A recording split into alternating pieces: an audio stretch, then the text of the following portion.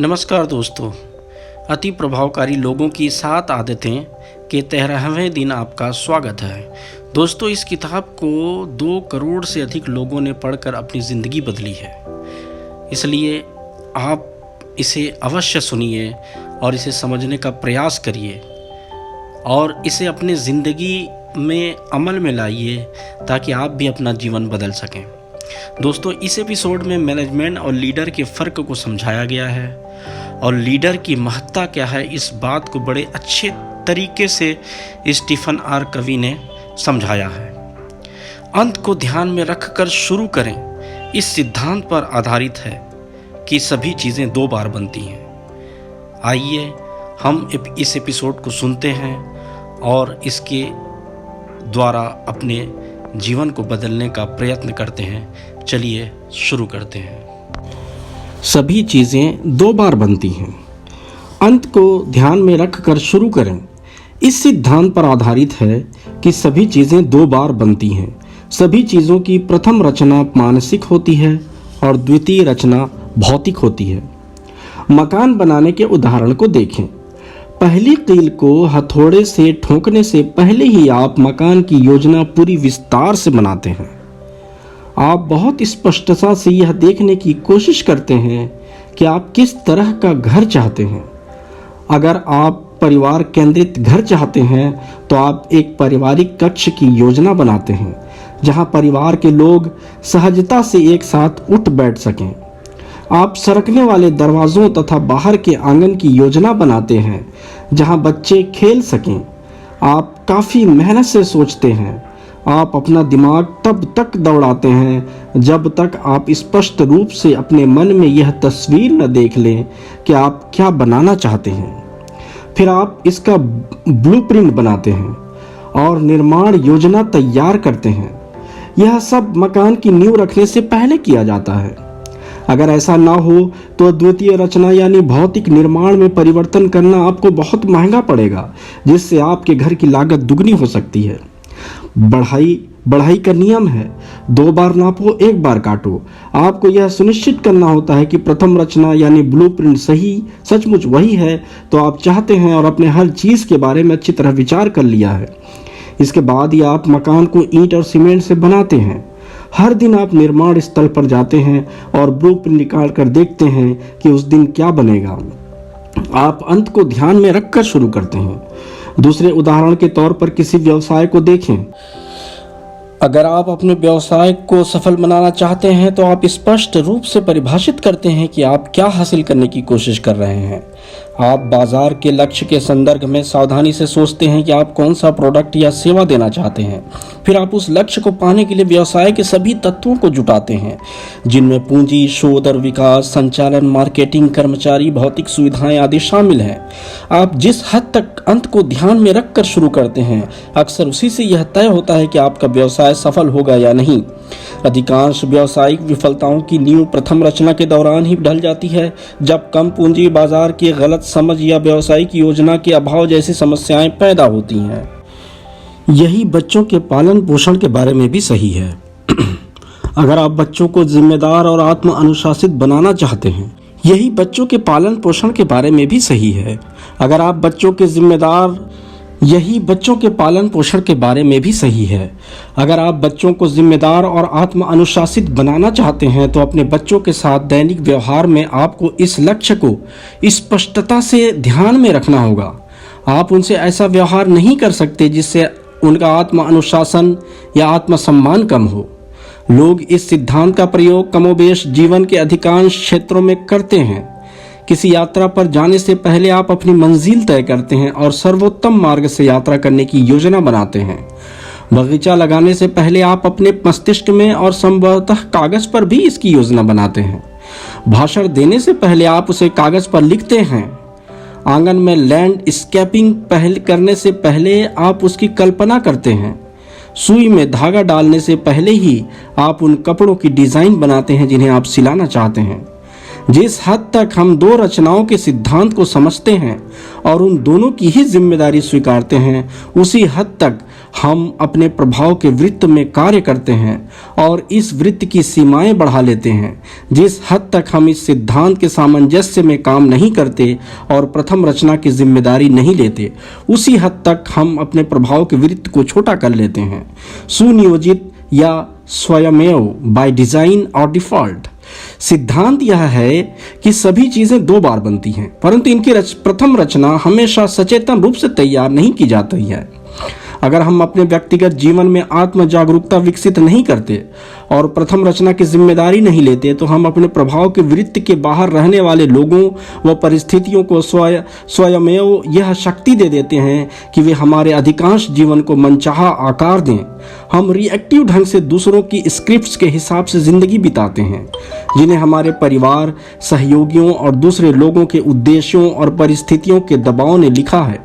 हम उन स्क्रिप्ट्स के अनुसार जीने लगते हैं जिन्हें हमारे बचपन, प्रशिक्षण या कंडीशनिंग के दौरान हम में डाला गया था। ये स्क्रिप्ट सिद्धांतों से नहीं बल्कि लोगों से आती हैं।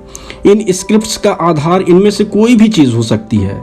हमारी गहरी असुरक्षा, दूसरों पर हमारी बहुत ज़्यादा निर्भरता, स्वीकृति तथा प्रेम पाने की इच्छा, समूह में शामिल होने की ज़रूरत, महत्व और उपयोगिता के एहसास की आवश्यकता, यह महसूस करने की ज़रूरत कि हम महत्वपूर्ण हैं, चाहे हम उसके बारे में जागरूक हों या ना हों, चाहे यह हमारे नियंत्रण में हो या ना हो। हमारे जीवन के हर हिस्से में प्रथम रचना होती है। हम या तो अपनी ही प्रोएक्टिव योजना की द्वितीय रचना है, या फिर हम दूसरों के उद्देश्यों, परिस्थितियों या पुरानी आदतों की द्वितीय रचना है। आत्म जागरूकता, कल्पना और विवेक की अनूठी मानवीय प्रतिभाएं हमें प्रथम रचना की जांच करने में समर्थ बनाती हैं। इनकी वजह से हम स्वयं की प्रथम रचना की जिम्मेदारी ले सकते हैं और अपनी खुद की स्क्रिप्ट लिख सकते हैं। दूसरे तरीके से कहा जाए तो 7 आदतों में से पहली आदत कहती है आप रचयिता हैं, दूसरी आदत प्रथम रचना है। लीडरशिप और मैनेजमेंट 2 रचनाएं। दूसरी आदत व्यक्तिगत लीडरशिप के सिद्धांतों पर आधारित है, जिसका अर्थ यह है कि लीडरशिप प्रथम रचना है। लीडरशिप यानी नेतृत्व, मैनेजमेंट प्रबंधन नहीं है। मैनेजमेंट द्वितीय रचना है, जिस पर हम तीसरी आदत वाले अध्याय में चर्चा करेंगे, परंतु लीडरशिप पहले आती है। मैनेजमेंट का संबंध परिणाम या योजना, बॉटम लाइन फोकस से है। मैं किस तरह कुछ चीज़ों को सर्वश्रेष्ठ तरीके से हासिल कर सकता हूँ। लीडरशिप का संबंध कारण या लक्ष्य, टॉप लाइन फोकस से है। वे कौन सी चीज़ें हैं जिन्हें मैं हासिल करना चाहता हूँ। पीटर ड्रकर और वॉरेन बेनिस के शब्दों में, मैनेजमेंट काम को सही तरीके से करना है, लीडरशिप सही काम करना है।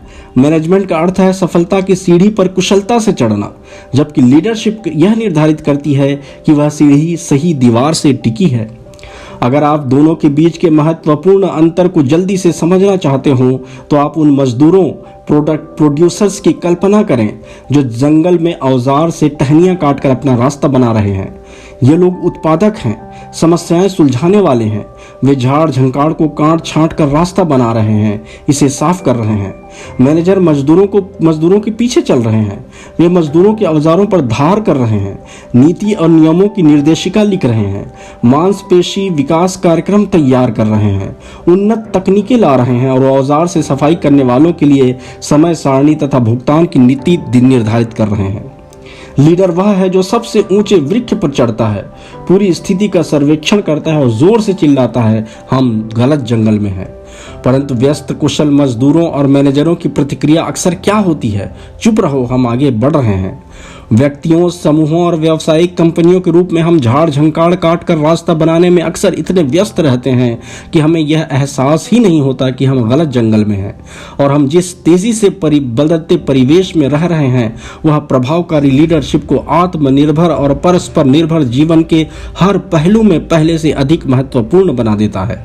हमें सड़क के नक्शे की उतनी जरूरत नहीं होती जितनी भविष्य दृष्टि या लक्ष्य और कंपास, सिद्धांतों या दिशाओं के ज्ञान की होती है। हमें अक्सर यह मालूम नहीं होता कि आगे आने वाली तराई कैसी होगी या हमें उसे पार करने के लिए किस चीज़ की ज़रूरत पड़ेगी। बहुत कुछ इस बात पर निर्भर करेगा कि हम उस समय क्या निर्णय लेंगे। बहरहाल हमारा आंतरिक कंपास हमेशा हमें हमेशा सही दिशा दिखाएगा। प्रभावकारिता अक्सर बचाव भी सिर्फ इस बात पर निर्भर नहीं करती कि हम कितने ज़्यादा प्रयास करते हैं, बल्कि इस बात पर निर्भर करती है कि हमारे प्रयास सही जंगल में हो रहे हैं या नहीं। और लगभग हर उद्योग व व्यवसाय में हो रहे आमूलचूल परिवर्तन में पहली ज़रूरत लीडरशिप की है तथा दूसरी ज़रूरत मैनेजमेंट की।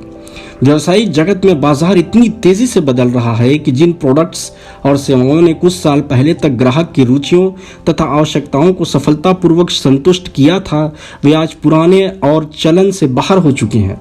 प्रोएक्टिव सशक्त लीडरशिप को परिवेश में होने वाले परिवर्तनों पर लगातार नजर रखना चाहिए, खासकर ग्राहक के खरीदने की आदतों और उद्देश्यों के परिवर्तन पर। इसके बाद लीडरशिप को सही दिशा में संसाधन व्यवस्थित करने के लिए आवश्यक शक्ति उपलब्ध कराना चाहिए।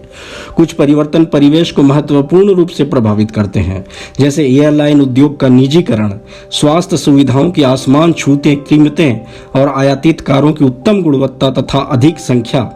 अगर कोई कंपनी परिवेश पर नजर नहीं रखती है जिसमें उसके कर्मचारी शामिल हैं, अगर कंपनी सही दिशा में बढ़ते रहने के लिए रचनात्मक लीडरशिप का प्रयोग नहीं करती है, तो कुशलतम मैनेजमेंट भी उसे असफल होने से नहीं बचा सकता।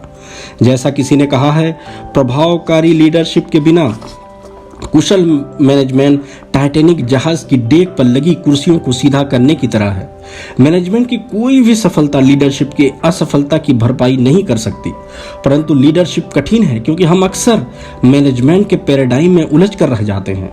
सीटल में एक वर्षीय एग्जीक्यूटिव विकास कार्यक्रम के अंतिम सत्र में एक ऑयल कंपनी के अध्यक्ष ने मेरे पास आकर कहा, स्टीफन, आपने हमें दूसरे महीने में लीडरशिप और मैनेजमेंट का अंतर समझाया था। उसी समय मैंने कंपनी के प्रेसिडेंट के रूप में अपनी भूमिका पर विचार किया। मुझे यह एहसास हुआ कि मैंने कभी लीडरशिप तो की ही नहीं थी। मैं पूरी तरह मैनेजमेंट में जुटा हुआ था। मैं वर्तमान चुनौतियों तथा रोजमर्रा की छोटी छोटी बातों और विवरणों के में उलझ कर रह गया था। इसलिए मैंने मैनेजमेंट से दूर हटकर लीडर बनने का फैसला किया।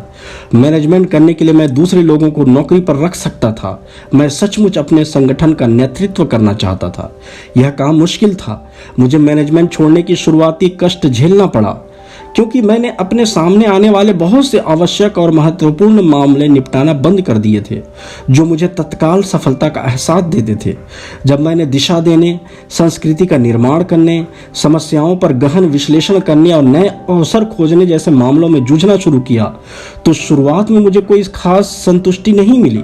मेरे मैनेजमेंट छोड़ने से मेरी कंपनी के दूसरे लोगों को भी कष्ट हुआ, क्योंकि उनकी कार्यशैली का आरामदायक क्षेत्र, कंफर्ट जोन अब बदल गया था। उन्हें यह बात पसंद नहीं आ रही थी कि वे पहले की तरह मुझसे हर समय नहीं मिल सकते थे। वे अब भी यही चाहते थे कि मैं उनके लिए हमेशा उपलब्ध रहूं, उनकी दिन प्रतिदिन की समस्याओं को सुलझाने में मदद करूं और उन पर प्रतिक्रिया करूं। परंतु मैं लगन से अपने काम में जुटा रहा। मुझे पूरी तरह विश्वास हो चुका था कि मुझे अपने संगठन का नेतृत्व करना चाहिए, और मैंने ऐसा ही किया। आज हमारे बिजनेस का हुलिया ही बदल चुका है। हम अपने परिवेश के अधिक सामंजस्य में आ चुके हैं। हमारी आय दुगनी और लाभ चौगुना हो गया है। मैं लीडरशिप में बहुत आगे बढ़ गया हूँ। मुझे विश्वास है कि अक्सर माता पिता भी मैनेजमेंट के पैराडाइम में उलझ कर रह जाते हैं। दिशा, उद्देश्य और परिवार की भावना की बजाय वे नियंत्रण, कुशलता और नियमों के बारे में सोचने लग जाते हैं, और हमारे व्यक्तिगत जीवन में तो लीडरशिप की कमी और भी साफ नजर आती है। अपने जीवन मूल्यों को स्पष्ट करने से पहले ही हम लक्ष्य बनाने और उन्हें हासिल करने के कुशल मैनेजमेंट में जुट जाते हैं। 13वें दिन का यह अध्याय आज यहीं पर समाप्त होता है। हम फिर कल मिलेंगे। तब तक के लिए जय हिंद।